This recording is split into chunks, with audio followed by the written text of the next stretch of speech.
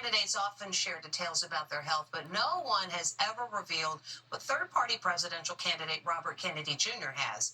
In a deposition 12 years ago, he says a worm in his brain ate part of his brain and then died. Les Trent has more. As if the 2024 presidential race couldn't get any wackier, RFK Jr. now says a tapeworm ate part of his brain.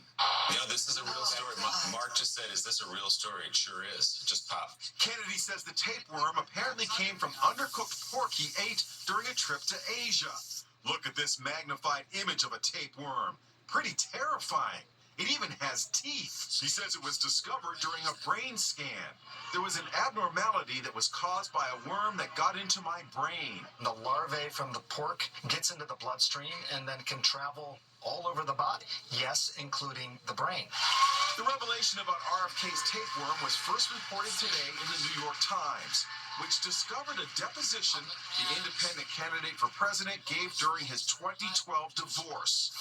Chef Ashton Keith says the breaking RFK story is a reminder that all food needs to be thoroughly cooked. Whenever you're cooking a raw meat, you want to go up to 145 degrees Fahrenheit because tapeworms can live in protein. The way to prevent that is making sure that you cook your pork to 145 degrees. Kennedy also tells the New York Times he was diagnosed with high levels of mercury, 10 times higher than normal. The result, he says, of eating tuna and other fish high in mercury levels. I loved tuna fish sandwiches. I ate them all the time, he said.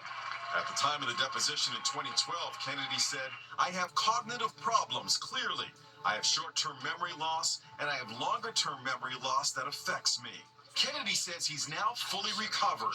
The 70-year-old has positioned himself as the fittest of candidates in the race. Tapeworms are incredibly rare. Fewer than 1,000 people in the United States get them every year.